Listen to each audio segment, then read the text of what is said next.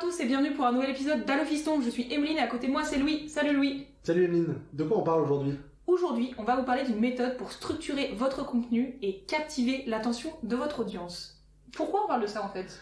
Alors en fait, on sait pourquoi on parle, parce que c'est la 3e fois qu'on l'enregistre, petit problème de micro, mais en réalité, ce qu'on vous propose aujourd'hui, en fait, c'est une méthode concrète pour segmenter tous vos contenus sur Internet. Alors quand je dis segmenter, en fait, ça veut dire organiser. Quand vous faites un email, un démarchage commercial, une vidéo, un podcast, que sais-je, c'est bien en fait de garder une structure qui va permettre d'emmener votre prospect, votre audience, par la main, de là où il vous rencontre, jusqu'à là où vous voulez qu'il aille. Exactement, on pourrait comparer ça à un escalier. Vous pouvez pas arriver en haut si vous n'avez pas déjà gravi toutes les marches. Et c'est exactement ce qu'on va faire. On va utiliser une méthode qui s'appelle AIDA. En fait, c'est un acronyme.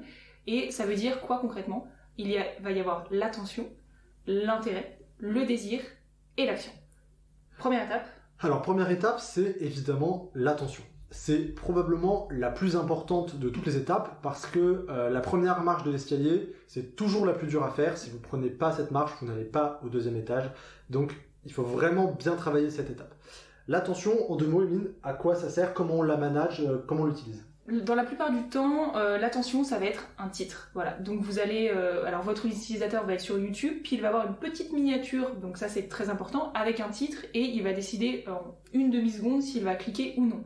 Et dans le monde réel, en fait, ça pourrait se transposer avec une vitrine. En fait, vous pouvez avoir le meilleur magasin du monde, si votre vitrine n'est pas accueillante, mal éclairée, on sait pas trop ce qui se passe à l'intérieur, personne ne va rentrer. Ouais, vraiment, en fait, c'est tout le temps les titres. Ça va être les titres des emails, les titres des pages internet, les titres, en fait, en général.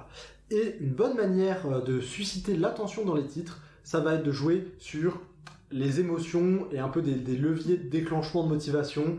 On pense notamment à quelques émotions fortes, Emeline. Alors, les plus fortes seront la curiosité, la peur, l'avidité et la rareté, la peur de manquer quelque chose. Donc si vous jouez sur ces leviers en mode alors peut-être que sur Facebook vous avez déjà vu ces jeux qui disent seulement 3% de la population arrive à résoudre cette énigme. Les challenges avec les allumettes, ça c'est un truc qui a beaucoup tourné un moment. Déplacer 2 allumettes pour faire X nombre, et généralement il y a marqué seul 2% de la population y arrive. En fait là on joue 1 sur la curiosité et 2 on stimule un peu votre ego en mode moi je fais partie du top, je vais y arriver. Et là on touche à quelque chose de très intéressant qui nous amène à l'intérêt. Pour capter l'intérêt de votre audience, on n'y va pas par 36 chemins, il faut lui parler d'elle. Ouais, en fait, c'est un truc très important en marketing, c'est que les gens aiment qu'on parle d'eux. Je suis mon sujet de conversation préféré, grosso modo. Et on dit ça sans jugement, nous aussi. Bien sûr, complètement.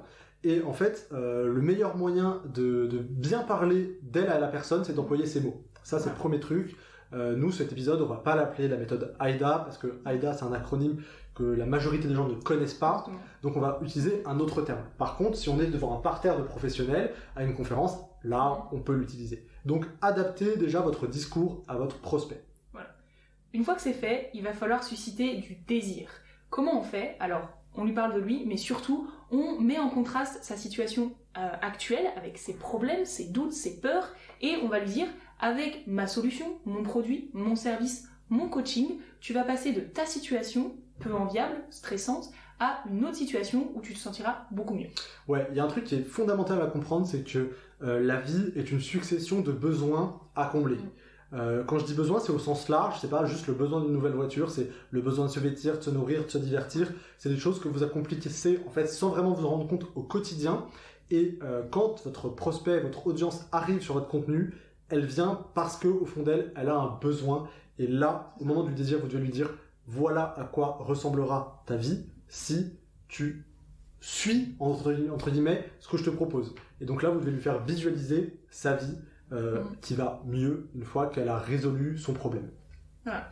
Et vous pouvez faire ça très facilement, tout simplement en mettant des témoignages de personnes qui vous ont fait confiance et qui ont résolu leurs problèmes grâce à vous. Donc ça peut être, si vous êtes dans, on va dire, le coaching de nutrition, avant, après, ça peut être tout simplement des gens qui vous ont écrit pour vous remercier, des gens qui vous ont écrit pour vous recommander, des emails, même des captures d'écran de messages Facebook, n'importe, mais en fait, quelque chose qui va vous crédibiliser auprès de votre audience. Ouais, c'est fondamental parce que très souvent les gens ne vous connaissent pas. Alors si vous connaissez, c'est un petit peu différent, mais dans la mesure où les gens ne vous connaissent pas, vous devez rassurer sur qui vous êtes. Et en fait, la structure est assez simple, c'est vous commencez par avoir un discours basé sur les émotions. Oui. C'est là où les gens se font leur premier avis sur vous. Et puis ensuite, vous les rassurez, parce qu'il y a après la partie émotion, il y a la partie logique du cerveau qui se met en marche.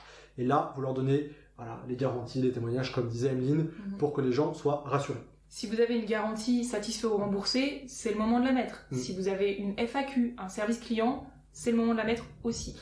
Dernière étape, qui est peut-être également une des étapes les plus importantes, contrairement à ce qu'on pense, qui n'est pas la plus facile. Oui, elle est souvent très mal faite. C'est évidemment l'étape de l'action. Et alors sur l'étape de l'action, il y a quelque chose qu'il ne faut surtout pas faire, c'est dire, merci d'avoir lu ce machin, pour passer à la suite, faites ça. Erreur, il faut être beaucoup plus précis, Emeline. Alors, il faut être très précis. Vous pouvez par exemple prendre des captures d'écran des étapes, en mode, ce que je peux vous dire c'est, allez scroller un tout petit peu, stop, arrête-toi, clique sur le gros bouton rouge marqué s'abonner et c'est bon. Ou un truc que très souvent les gens font mal, c'est que on va vouloir vous donner trop de choix, on va vouloir tout faire, tout demander à notre audience. Et en fait, c'est un peu comme quand vous êtes à un carrefour. Vous savez pas où aller parce que toutes les rues ont l'air à peu près similaires et en fait, vous savez pas sur laquelle vous engager. Ouais, j'ai un très bon exemple sur ça. On a reçu un email d'un client qui travaille plus ou moins dans le marketing, mais en fait, il envoie un questionnaire, un email à ses prospects, et dans cet email, il y a 2 boutons, 2 appels à l'action, un pour faire vraiment ce qu'il a demandé, c'est-à-dire répondre au questionnaire, et le deuxième, c'est juste pour aller checker son compte client. Ça va pas du tout, en fait. Il y a un seul appel à l'action qui doit être mis. Voilà. Il faut que vous preniez votre audience par la main et la guidez vers toutes les étapes. Ouais. Donc ça peut être quoi ? Ça peut être cliquer sur le bouton ci-dessous, et là vous me faites un gros bouton. Ça peut être prenez votre téléphone et appelez ce numéro, et s'il clique sur ce numéro, c'est bon. Ça peut être quoi d'autre ? Booker votre rendez-vous. Prenez un entretien téléphonique, etc. Voilà. Là, il y a un deuxième danger, Emeline, c'est le danger de « ça m'intéresse, mais je le ferai plus tard ». Ouais, alors ça c'est terrible, et on sait très bien. Voilà, vous cliquez, à la limite, vous sauvegardez l'onglet, et vous dites « j'y reviendrai ». Erreur. Vous revenez jamais. Si vous revenez, c'est 6 mois après, le truc a changé, bref. Voilà. Comment faire en fait pour que l'action soit immédiate ? Eh bien, vous allez devoir créer de l'urgence ou de la rareté. Alors, il y a 2-3 petites astuces. Vous pouvez dire cette offre expire dans 2 jours, ou alors je fais une réduction qui elle expire à la fin du week-end, ou alors attention, je réserve un coaching pour les 100 premiers arrivants. Voilà, il va falloir créer une urgence et il va falloir en fait faire basculer votre prospect sur il faut que je le fasse maintenant, parce que si je le fais pas maintenant, l'occasion ne se représentera plus. Ouais, c'est vraiment très important, et donc du coup, effectivement, les 2 bonnes techniques, c'est l'urgence, offre périssable dans le temps, ou place limitée. Ouais.